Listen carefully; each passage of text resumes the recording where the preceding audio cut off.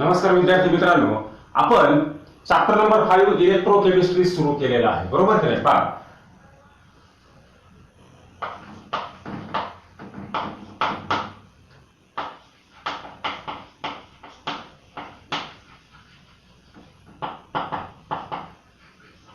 आणि या चॅप्टर मध्ये आपण याच्या अगोदरच्या लेक्चरला Kohlrausch law of independent migration of ions हा पॉइंट घेतलेला आहे आणि त्या कोलार्स लॉचे ऍप्लिकेशन्स आणि त्याचे न्यूमेरिकल्स आपण एक्सप्लेन केलेले आहेत, बरोबर की नाही? आता आज आपण आजच्या लेक्चरला घेणार आहोत मेजरमेंट ऑफ कंडक्टिव्हिटी, बरोबर की नाही? काय घेणार आहोत तर मेजरमेंट ऑफ कंडक्टिव्हिटी, बरोबर. पुढचा पॉइंट आहे आपला या चॅप्टरचा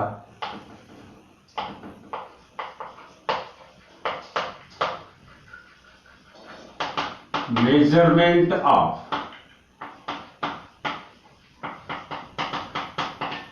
कंडक्टिव्हिटी, बरोबर काय? आता ही कंडक्टिव्हिटी कशी मेजर करायची तर conductivity is determined by measuring the resistance of solution using Wheatstone bridge, बरोबर का? कंडक्टिव्हिटी ऑफ सोल्युशन किंवा conductivity is measured by conductivity is measured by किंवा conductivity is determined by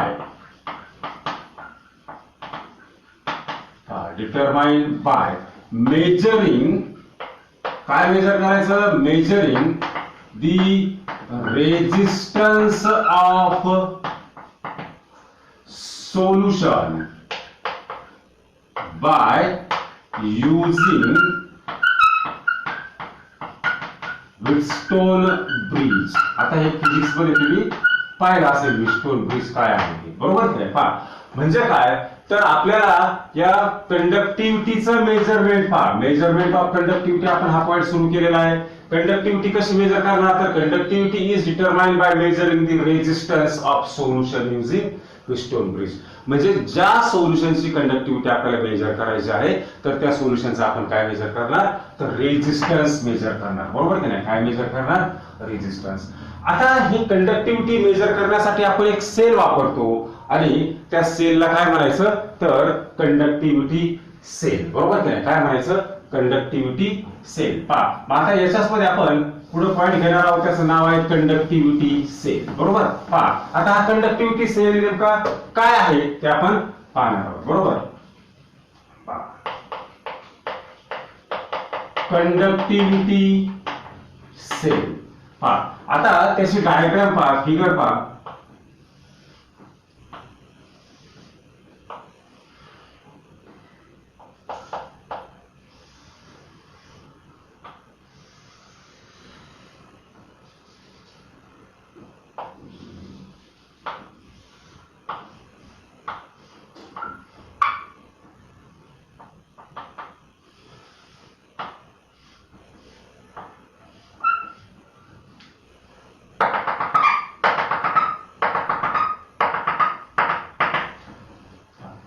तर हे काय? ही ग्लास ट्यूब आहे, बरोबर की नाही? काय? ही ग्लास ट्यूब, बरोबर. काय नाव द्यायचं याला? ग्लास ट्यूब, बरोबर. त्याच्यानंतर इथं आपण जे इलेक्ट्रोड दाखवले बरं का, हे काय दोन तर दीज आर प्लॅटिनम इलेक्ट्रोड्स, बरोबर. काय म्हणायचं याला तर हे काय? प्लॅटिनम इलेक्ट्रोड, बरोबर की नाही? काय? हे प्लॅटिनम इलेक्ट्रोड. आणि इथं काय? सोल्युशन. आता ही glass tube with platinum electrode हा काय झाला तर conductivity sale.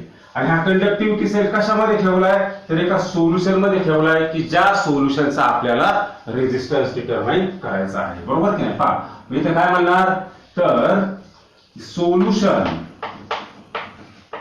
whose resistance is to be determined, बरोबर की नाही? Solution whose resistance is to be determined, बरोबर. तर हा झाला आपला कंडक्टिव्हिटी सेल. बरोबर. आता कंडक्टिव्हिटी सेल याचं कन्स्ट्रक्शन काय सांगणार मग, तर conductivity cell consist of glass tube containing a 2 platinum electrode. बरोबर की नाही. कंडक्टिव्हिटी सेल कशाने तयार झालाय, एका ग्लास ट्यूबने तयार झालाय, त्याच्यामध्ये काय 2 प्लॅटिनम इलेक्ट्रोड आहेत. बरोबर. आणि हे प्लॅटिनम इलेक्ट्रोड पहा, it is coated by the platinum black. बरोबर की नाही. पहा, हे प्लॅटिनम इलेक्ट्रोड जे आहेत कशाने कोटिंग केले त्याच्यावर, तर प्लॅटिनम ब्लॅकचं त्याच्यावर कोटिंग आहे. बरोबर. पहा, आता हा जो कंडक्टिव्हिटी सेल आहे कशामध्ये ठेवलेला आहे, तर conductivity cell is deep in a solution whose resistance is to be determined. बरोबर की नाही. Conductivity cell is deep in a solution whose resistance is to be determined. हा कंडक्टिव्हिटी सेल कोणत्या सोल्युशन मध्ये ठेवलाय, या सोल्युशन मध्ये ठेवलाय की आपल्याला या सोल्युशनचा काय करायचंय, रेजिस्टन्स डिटरमाइन करायचा आहे. बरोबर की नाही. पहा, आता आपण कंडक्टिव्हिटीच्या मेजरमेंट मध्ये काय सांगितलंय, तर conductivity can be determined by measuring the resistance of solution using the stone bridge. बरोबर की नाही. तर हा झाला आपला कंडक्टिव्हिटी सेल. आता या कंडक्टिव्हिटी सेलचा कॉन्स्टंट असते एक व्हॅल्यू आणि त्याला काय म्हणायचं, सेल कॉन्स्टंट. बरोबर की नाही. पहा, मग आपण पुढचा पॉइंट काय घेणार आहोत याच्यामध्ये, सेल कॉन्स्टंट. बरोबर. पहा, आता हा सेल कॉन्स्टंट काय आहे, पहा, तर हे जे काय 2 इलेक्ट्रोड आहेत. बरोबर. पहा, हे 2 प्लॅटिनम इलेक्ट्रोड, याच्यावर कसलं प्लॅटिनम ब्लॅकचं कोटिंग आहे. बरोबर. हे जे काय 2 इलेक्ट्रोड आहे, या 2 इलेक्ट्रोड मध्ये असलेलं डिस्टन्स L आणि या इलेक्ट्रोडचा क्रॉस सेक्शनल एरिया, पहा हा या इलेक्ट्रोडचा क्रॉस सेक्शनल एरिया. बरोबर. तर यांचा जो रेशिओ आहे, पहा का, या 2 इलेक्ट्रोड मध्ये असलेलं डिस्टन्स L. बरोबर. आणि या इलेक्ट्रोडचा जो क्रॉस सेक्शनल एरिया A आहे, A. बरोबर की नाही. तर यांचा जो रेशिओ आहे त्याला काय म्हणायचं, सेल कॉन्स्टंट. बरोबर. सेल कॉन्स्टंटची डेफिनेशन काय सांगणार, तर it is the distance between the 2 electrode. पहा का, काय, it is the distance between the 2 electrodes. पहा, it is the distance between the 2 electrodes. पहा, आता डिस्टन्स काय असणार, L divided by cross sectional area, divided by the cross sectional area of electrode. बरोबर की नाही. इलेक्ट्रोडचा क्रॉस सेक्शनल एरिया आणि त्या 2 इलेक्ट्रोड मध्ये असलेलं डिस्टन्स. बरोबर की नाही. पहा, या 2 इलेक्ट्रोडचा असलेलं डिस्टन्स आणि त्याचा क्रॉस सेक्शनल एरिया A यांचा काय तो रेशिओ आहे. बरोबर की नाही. देअरफॉर काय म्हणणार, सेल कॉन्स्टंट. हा, cell constant is equal to L by A. बरोबर. पहा, आता सेल कॉन्स्टंट काय मिळाला आपल्याला, L बाय A एवढा मिळाला. बरोबर. पहा, आता याचे युनिट काय असेल, SI युनिट. पहा, SI युनिट काय येईल, पहा, लेंथचं युनिट मीटर, एरियाचं युनिट मीटर स्क्वेअर. काय होणार, 1 मीटर कॅन्सल होणार, काय होणार आहे 1/m म्हणजे काय, पर मीटर. बरोबर की नाही. म्हणजे SI युनिट काय आलं, पर मीटर. बरोबर. आणि कॉमन युनिट काय असेल याचं, म्हणजे आपण प्रॉब्लेम सॉल्व्ह करताना वापरणारे युनिट कॉमन युनिट म्हणायचं. त्याला काय म्हणायचं, तर पर सेंटीमीटर. बरोबर की नाही. या इलेक्ट्रोड मधला जो डिस्टन्स आहे हे सेंटीमीटर मध्ये असतो किंवा त्याचा क्रॉस सेक्शनल एरिया हा सुद्धा सेंटीमीटर मध्ये असतो, मीटर मध्ये असतो. बरोबर. पहा, म्हणजे आता सेल कॉन्स्टंट आपण पाहिला, मग सेल कॉन्स्टंट आणि कंडक्टिव्हिटी यांचं रिलेशन काय आहे. पहा, मग पुढे काय म्हणणार, रिलेशन बिटवीन कंडक्टिव्हिटी कॅपा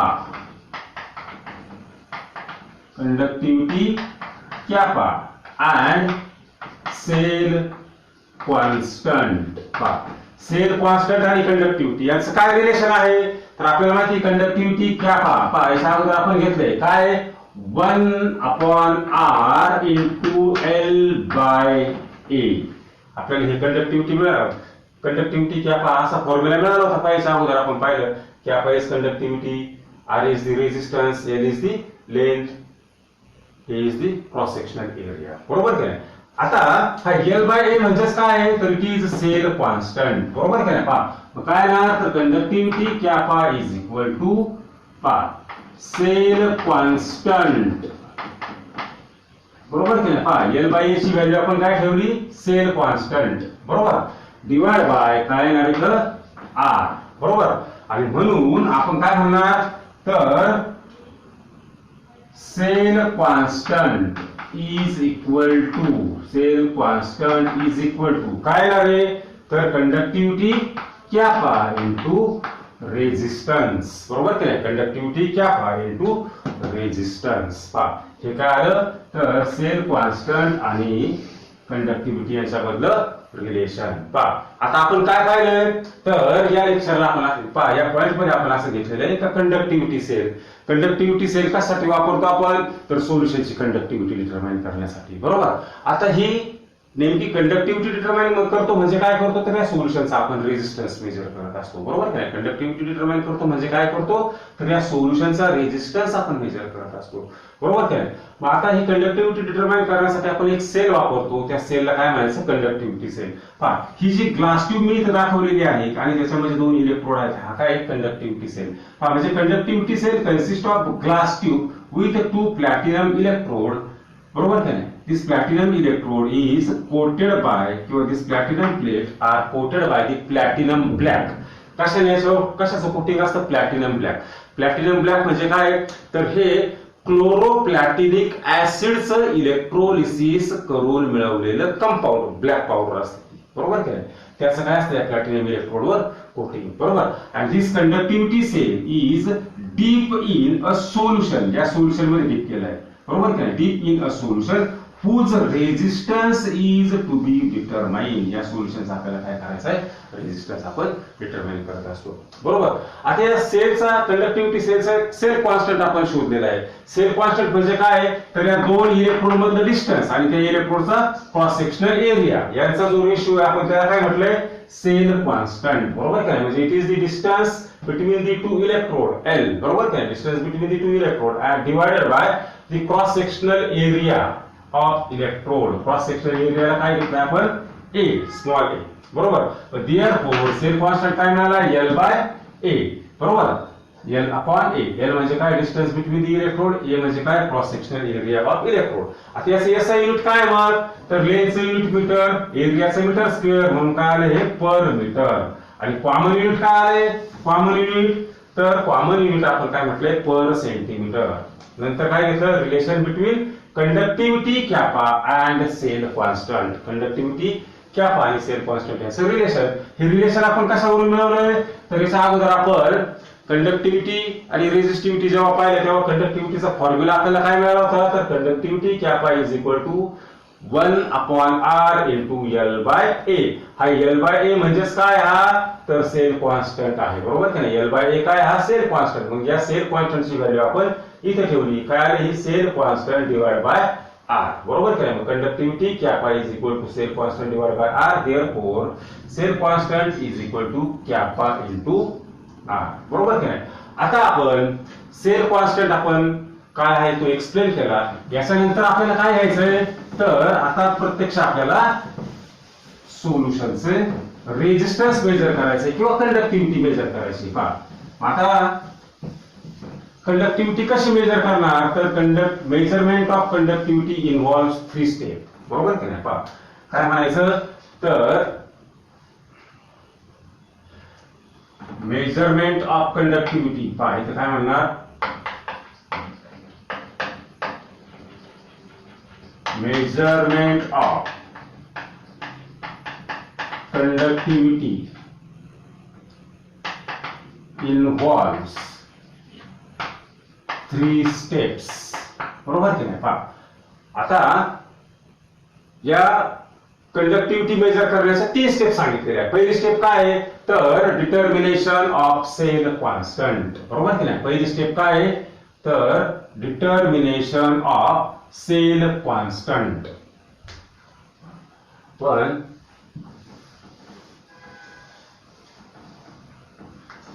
इथं म्हणूया पहिली स्टेप काय, तर डिटर्मिनेशन ऑफ सेल कॉन्स्टंट. आता सेल कॉन्स्टंट प्रॅक्टिकली कसा शोधायचा पहा. इथे मी या फिगर मध्ये थोडा बदल करतो, खाली घेतो फिगर ही, जेणेकरून आपल्याला एक्सप्लेनेशनला सोपं जाईल. पहा आता काय म्हटलं, डिटर्मिनेशन ऑफ सेल कॉन्स्टंट. अगोदर काय करायचं, सेल कॉन्स्टंट डिटरमाइन करायचं. पहा आता सेल कॉन्स्टंट डिटरमाइन करण्यासाठी आपण कोणतं सोल्युशन वापरतो या कंडक्टिव्हिटी सेल मध्ये, तर केसीएल सोल्युशन वापरतो. बरोबर काय. पहा काय म्हणणार, तर cell constant is determine by using 1 molar, 0.1 molar और 0.01 मोलार केसीएल सोल्युशन. बरोबर काय. पहा सेल कॉन्स्टंट डिटरमाइन करण्यासाठी आपण काय वापरतो, कोणतं सोल्युशन वापरतो, तर केसीएल सोल्युशन वापरतो वेगवेगळ्या कॉन्सन्ट्रेशनचं. बरोबर काय. पहा म्हणजे cell constant can be determine by using 1 molar, 0.1 molar और 0.01 मोलार केसीएल सोल्युशन. बरोबर काय. पहा आता मग त्या केसीएल सोल्युशनची जी काय कंडक्टिव्हिटी आहे, बरोबर का.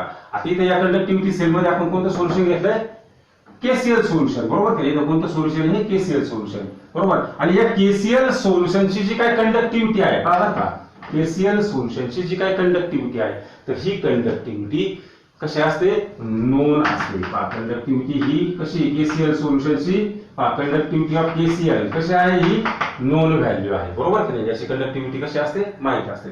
आणि या सोल्युशनचा, केसीएल सोल्युशनचा आपल्याला काय शोधायचा आहे, रेजिस्टन्स. कशाने शोधणार आपण, तो व्हिटस्टोन ब्रिज प्रिन्सिपल. बरोबर की नाही. कशाने शोधणार आपण, व्हिटस्टोन ब्रिज प्रिन्सिपलने आपण या सोल्युशनचा रेजिस्टन्स शोधणार. बरोबर की नाही. पहा म्हणजे डिटर्मिनेशन ऑफ सेल कॉन्स्टंट मध्ये आपण काय सांगायचं, तर the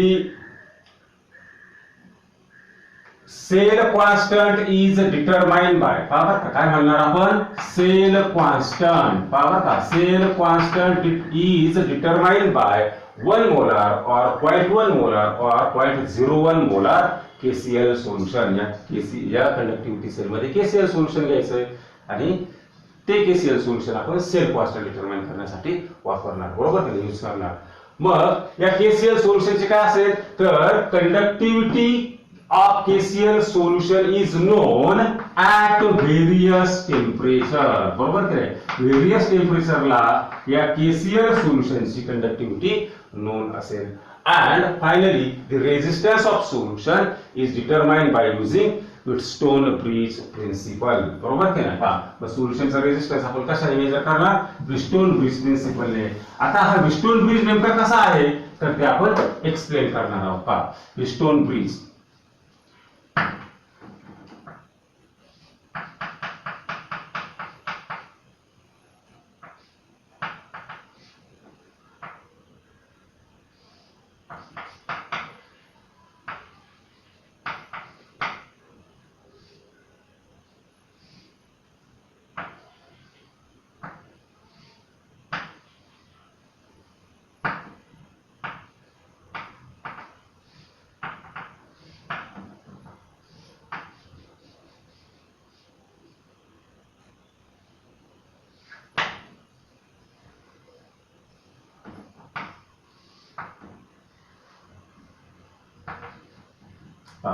हा काय, व्हेरिएबल नोन रेजिस्टन्स. बरोबर की नाही. पहा आणि इथं पहा हा काय करायचा, हा कंडक्टिव्हिटी सेल इथं या एका आर्मला आपण जोडलेला आहे. पहा आता त्याच्यानंतर इथं आहे करंट डिटेक्टर डी, इथं आहे हा पॉइंटर म्हणजे काय स्लाइडिंग कॉन्टॅक्ट, आणि इथं आहे हे स्लाइडिंग कॉन्टॅक्टचा मिळालेला नल पॉइंट सी, आणि याला काय म्हणायचं, alternating source of current AC. बरोबर की नाही, अल्टरनेटिंग करंट. पहा आता हा व्हिटस्टोन ब्रिज कसा तयार झालेला आहे, पहा व्हिटस्टोन ब्रिज, तर पहा Wheatstone bridge consist of thin uniform wire AB. बरोबर काय, व्हिटस्टोन ब्रिज कसा तयार झालाय, तर Wheatstone bridge consist of thin uniform wire AB. It's one arm, पहा का, connected to the variable known resistance. Wheatstone ब्रिजची किंवा वायरची एक बाजू कशाला जोडलेली आहे, व्हेरिएबल नोन रेजिस्टन्स, म्हणजे हा रेजिस्टन्स आपल्याला माहित आहे.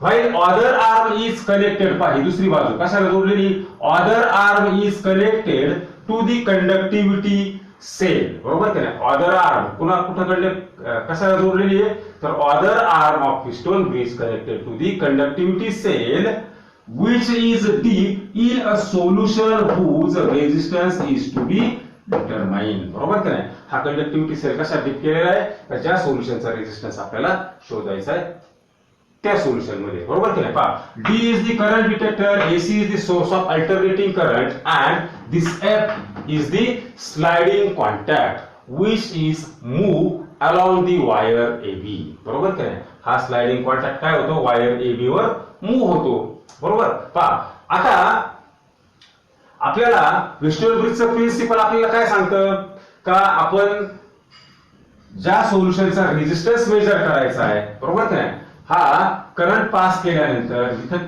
करंट डिटेक्टरने करंट किती दाखवला पाहिजे, 0 करंट दाखवला पाहिजे.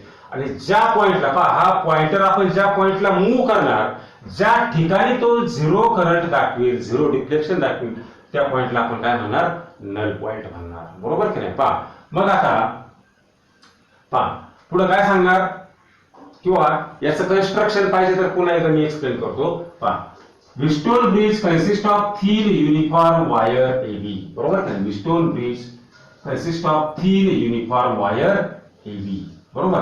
पहा, its one arm is connected to the variable known resistance while other arm is connected to the conductivity cell which is deep in a solution whose resistance is to be determined, बरोबर. पहा त्याच्यानंतर D is the current detector, AC is the source of alternating current and F is the sliding contact move along the wire AB, बरोबर की नाही, moves along the wire AB, बरोबर. पहा नंतर by moving the sliding contact on wire AB and null point C is detected, बरोबर का नाही. null point म्हणजे काय, तर ज्या पॉइंटला बरोबर का, ज्या पॉइंटला हा करंट डिटेक्टर 0 डिफ्लेक्शन दाखवतो, बरोबर की नाही. पहा 0 डिफ्लेक्शन म्हणजे काय, 0 फ्लो ऑफ करंट, म्हणजे त्यावेळेस या सोल्युशनचा रेजिस्टन्स कसा असणार, सर्वात जास्त, बरोबर की नाही. पहा मग bye moving the sliding contact on along the wire AB and null point C is detected, बरोबर की नाही. पहा null point C काय केला जातो, डिटेक्ट केला जातो, बरोबर. पहा मग नंतर पुढे काय म्हणणार, तर अकॉर्डिंग टू, पहा पुढे असं म्हणायचं, according to Wheatstone bridge principle, according to Wheatstone bridge principle काय म्हणणार. पहा आता आपल्याला सी या पॉइंटला नल पॉइंट मिळालेला आहे, बरोबर की नाही. मग ही जी लेंथ आहे वायरची लेंथ AC, बरोबर की नाही. This length AC is proportional to the resistance of this solution, बरोबर की नाही. ही जी लेंथ असणार आहे AC, तर ही कोणाच्या समप्रमाणात असेल, तर या सोल्युशनच्या रेजिस्टन्सच्या समप्रमाणात असेल. आणि ही लेंथ BC कोणाच्या समप्रमाणात असेल, तर दिस व्हेरिएबल नोन रेजिस्टन्स, बरोबर की नाही. पहा आपण काय म्हणणार, तर रेजिस्टन्स ऑफ सोल्युशन बरोबर का is proportional to length AC, बरोबर. Call this is equation number 1 and this resistance किंवा variable known resistance is directly proportional to काय म्हणायचं, तर length BC. Call this is equation number 2, बरोबर की नाही. त्याला काय म्हणणार आपण, इक्वेशन नंबर 2. आणि इक्वेशन 1 आणि 2 वरून आपण काय सांगणार, पहा तर from equation 1 and 2, from equation 1 and equation 2 what we get, पहा हे प्रोपोर्शन मध्ये आहे, काय येणार, resistance of solution divide by काय येणार, ही लेंथ AC, बरोबर की नाही. पहा is equal to variable known resistance divide by length BC, बरोबर. पहा तो काय मिळेल आपल्याला पुढे, देअरफॉर रेजिस्टन्स ऑफ सोल्युशन, आपल्याला सोल्युशनचा रेजिस्टन्स डिटरमाइन करायचा आहे ना, आपण असं म्हटलंय या सोल्युशनचा रेजिस्टन्स डिटरमाइन करायचा. पहा resistance of solution is equal to length AC, पहा आपण ही व्हॅल्यू इकडे घेतली, divide by length BC into resistance RX, बरोबर की नाही. पहा आता या इक्वेशन वरून आपल्याला काय मिळणार तर सोल्युशनचा रेजिस्टन्स मिळेल. बरोबर काय पहा सोल्युशनचा रेजिस्टन्स आपल्याला या इक्वेशन वरून मिळेल. आता पहा ही लेंथ पहा by measuring the length AC पहा बरं का by measuring the length AC and length BC and by knowing the value of Rx या रेजिस्टन्सची व्हॅल्यू माहित करून आणि या लेंथ मेजर करून आपल्याला काय मिळेल या सोल्युशनचा रेजिस्टन्स. बरोबर काय एकदा सोल्युशनचा आपण रेजिस्टन्स मिळवला की मग आपल्याला काय शोधायचं मग पुढं कंडक्टिव्हिटी. बरोबर की नाही पहा आता from the resistance of solution conductivity कशी मिळेल पहा कंडक्टिव्हिटीचं काय रिलेशन आपण आताच मी तुम्हाला सांगितलं होतं किंवा आपल्याला काय शोधायचंय सेल कॉन्स्टंट अगोदर शोधावं लागेल. काय शोधावं लागेल आपल्याला अगोदर सेल कॉन्स्टंट. काय मिळेल सेल कॉन्स्टंट पहा तर cell constant is equal to पहा देअरफॉर सेल कॉन्स्टंट पहा cell constant is equal to काय म्हणणार आपण तर conductivity of solution conductivity of KCl solution पहा याची कंडक्टिव्हिटी आपल्याला माहिती आहे. बरोबर आहे व्हेरियस टेम्परेचरला मी आता सांगितलं होतं या KCl सोल्युशनची व्हेरियस टेम्परेचरला कंडक्टिव्हिटी माहित आहे. बरोबर आहे इनटू रेजिस्टन्स ऑफ सोल्युशन. बरोबर आहे काय ना इनटू रेजिस्टन्स ऑफ सोल्युशन. पहा आपण पहिल्या स्टेप मध्ये काय शोधलाय तर सेल कॉन्स्टंट आपण शोधलेला आहे. बरोबर काय आता पहा मग measurement of conductivity involve 3 step. पहिली स्टेप काय तर determination of cell constant. Cell constant कसा शोधायचा by using Wheatstone bridge. Wheatstone bridge कसा तयार झालेला आहे ते तुम्हाला मी सांगितलेलं एक्सप्लेन केले त्याचं कन्स्ट्रक्शन. बरोबर की नाही पहा आता या पिस्टोन ब्रिजच्या प्रिन्सिपल नुसार पहा आपण काय करतो का हा जो स्लाइडिंग कॉन्टॅक्ट आहे हा या वायरवर मूव्ह करतो ज्या ठिकाणी असा पॉइंट शोधतो की ज्या ठिकाणी हा करंट डिटेक्टर झिरो डिफ्लेक्शन दाखवेल किंवा झिरो फ्लो ऑफ करंट दाखवेल. मग सपोज तो पॉइंट C या ठिकाणी मिळाला. बरोबर की नाही पहा मग ही लेंथ AC जी आहे या वायरची लेंथ AC. बरोबर की नाही म्हणजेच या वायरचा काय असेल तो रेजिस्टन्स कोणाच्या समप्रमाणात तर या सोल्युशनच्या रेजिस्टन्सच्या समप्रमाणात असेल. बरोबर काय म्हणून काय म्हटलंय दिस रेजिस्टन्स ऑफ सोल्युशन का बरं का resistance of solution is directly proportional to this length AC आणि हा resistance Rx is directly proportional to length BC एक लेंथ BC एकाच बाजूला पाहते. तर इक्वेशन 1 आणि 2 वरून आपण काय मिळवलं तर रेजिस्टन्स ऑफ सोल्युशन. बरोबर आता रेजिस्टन्स ऑफ सोल्युशन कसा कॅल्क्युलेट करणार तर ही लेंथ AC मेजर करायची लेंथ BC मेजर करायची आणि ही व्हॅल्यू आपल्याला माहित आहे नोन रेजिस्टन्स आहे ही व्हॅल्यू माहित आहे त्याच्यावरून आपण काय शोधला रेजिस्टन्स ऑफ सोल्युशन. आणि शेवटी आपण काय शोधलंय सेल कॉन्स्टंट. कसा शोधला सेल कॉन्स्टंट तर सेल कॉन्स्टंटचा फॉर्म्युला आपल्याला माहिती आहे. सेल कॉन्स्टंट आता सांगितलं cell constant is equal to conductivity kappa into resistance. Conductivity या KCl सोल्युशनच्या आपल्याला वेगवेगळ्या टेम्परेचरला माहित आहे मी तुम्हाला त्यात एक्सप्लेन केलंच होतं. बरोबर की नाही त्याच्यानंतर resistance of solution he value आपल्याला इथे मिळालेली आहे. मग ही कंडक्टिव्हिटी आणि रेजिस्टन्स या व्हॅल्यू इथं इक्वेशन मध्ये ठेवल्या म्हणजे आपल्याला काय मिळणार सेल कॉन्स्टंट मिळेल. पहा आता ही झाली आपली पहिली स्टेप. त्याच्यानंतर पुढची स्टेप काय आहे तर नंबर 2 पहा का आपल्याला काय शोधायचं रे तर कंडक्टिव्हिटी मोलर कंडक्टिव्हिटी आपल्याला शोधत जायचे. ही झाली आपली पहिली स्टेप. तर दुसऱ्या स्टेप मध्ये म्हणा तर determination of conductivity of given solution. पहा दुसरी स्टेप काय म्हणायचं पहा डिटर्मिनेशन ऑफ कंडक्टिव्हिटी पहा determination of conductivity of given solution. बरोबर का determination of conductivity of given solution. आता या दिलेल्या सोल्युशनची पहा का आता गिव्हन सोल्युशन म्हटलंय इथं आपण कोणतं सोल्युशन घेतलंय तर अगोदर KCl सोल्युशन घेतलं होतं. पहा इथं कोणतं सोल्युशन घेतलं होतं KCl सोल्युशन. मग आता हे KCl सोल्युशन आपल्याला काय करायचंय तर रिप्लेस करायचंय.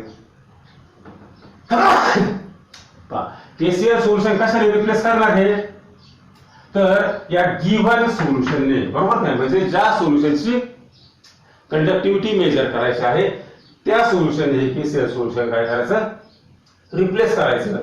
आणि एकदा ते सोल्युशन रिप्लेस केलं पहा का हे गिव्हन सोल्युशन आपण या कंडक्टिव्हिटी सेल मध्ये घेतलं का पुन्हा स्टेप फर्स्ट प्रमाणे त्याचा सेल कॉन्स्टंट शोधायचा आहे, बरोबर काय? स्टेप फर्स्ट प्रमाणे काय करायचंय, सेल कॉन्स्टंट शोधायचा आहे. सेल कॉन्स्टंट शोधला का त्याचा रेजिस्टन्स शोधायचा आहे आणि रेजिस्टन्स शोधल्यानंतर आपण त्याचं काय शोधायची, कंडक्टिव्हिटी, बरोबर की नाही? पहा, म्हणजे आपण सिंपल काय सांगणार, तर KCl in conductivity cell is replaced by given solution. पहा, KCl in conductivity cell is replaced by given solution. पहा, आता हे KCl सोल्युशन कशाने रिप्लेस केलंय, तर गिवन सोल्युशन, बरोबर काय? एकदा हे गिवन सोल्युशन म्हणजे ज्याची कंडक्टिव्हिटी शोधायची त्या सोल्युशनने रिप्लेस केलं, मग काय करायचं,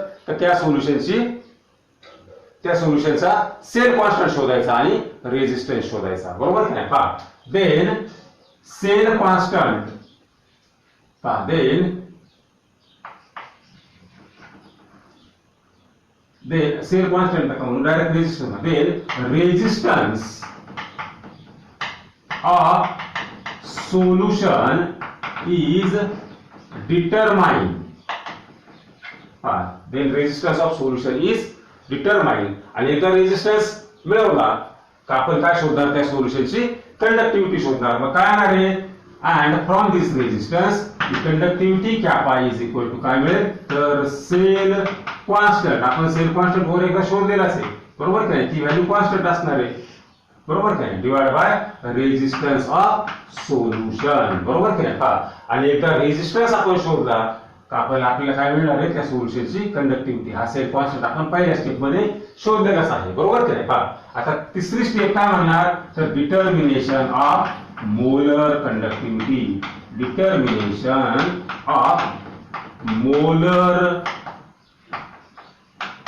कंडक्टिव्हिटी. पहा का, आता काय करायचंय, डिटर्मिनेशन ऑफ मोलर कंडक्टिव्हिटी कशी शोधणार, तर मोलर कंडक्टिव्हिटी शोधण्यासाठी आपल्याला काय माहिती पाहिजे, तर कंडक्टिव्हिटी माहिती पाहिजे, बरोबर की नाही? पहा, मग molar conductivity is determined by using the formula this lambda is equal to 1000 kappa divide by C, बरोबर की नाही? कॅपा म्हणजे काय, ही कंडक्टिव्हिटी आपण वर शोधलीच आहे, आणि हे सी म्हणजे काय, कॉन्सन्ट्रेशन. या गिवन सोल्युशनचं कॉन्सन्ट्रेशन आपल्याला माहित असेल. पहा काय, तर determination of conductivity of given solution of काय असं म्हणायचं, नोन कॉन्सन्ट्रेशन. याचं कॉन्सन्ट्रेशन आपल्याला माहित आहे, बरोबर की नाही? मग कंडक्टिव्हिटी शोधली, कॉन्सन्ट्रेशन माहित आहे, त्याच्यावरून आपण ही मोलर कंडक्टिव्हिटी शोधणार, बरोबर की नाही? पहा, म्हणजे measurement of conductivity involve 3 step. पहिली काय, determination of cell constant. Cell constant कसा डिटरमाइन करायचा त्याची कंप्लीट थिअरी मी तुम्हाला सांगितलेली आहे. एकदा सेल कॉन्स्टंट मेजर केल्यानंतर आपण काय करणार, का या कंडक्टिव्हिटी सेल मधलं KCl सोल्युशन रिप्लेस करायचं. कशाने रिप्लेस करायचं, तर आपल्याला ज्या सोल्युशनची कंडक्टिव्हिटी मेजर करायची त्या सोल्युशनने. पहा, मग ते सोल्युशन एकदा इथे घेतलं का आपण काय शोधायचं, का त्या सोल्युशनचा रेजिस्टन्स शोधायचा. पहा, मग त्या सोल्युशनचा एकदा रेजिस्टन्स शोधला का त्याच्यावरून काय शोधणार, कंडक्टिव्हिटी. पहा, मग conductivity kappa is equal to cell constant. हा सेल कॉन्स्टंट आपण पहिल्या स्टेप मध्ये शोधलाय आणि रेजिस्टन्स शोधला की आपल्याला काय मिळणार, कंडक्टिव्हिटी. एकदा कंडक्टिव्हिटी मिळाली का शेवटी आपण काय शोधणार त्या कंडक्टिव्हिटी वरून, तर मोलर कंडक्टिव्हिटी. मोलर कंडक्टिव्हिटीचा काय फॉर्म्युला, तर 1000 कॅपा डिवाइड बाय सी. ही वर आलेली कॅपाची व्हॅल्यू इथे ठेवल्यानंतर आपल्याला काय मिळणार, मोलर कंडक्टिव्हिटी मिळेल, बरोबर काय? पहा, तर हे झालं आपलं measurement of conductivity and molar conductivity by using Wheatstone bridge principle, बरोबर काय? तर या लेक्चरला आपण आज या ठिकाणी थांबणार आहोत. धन्यवाद.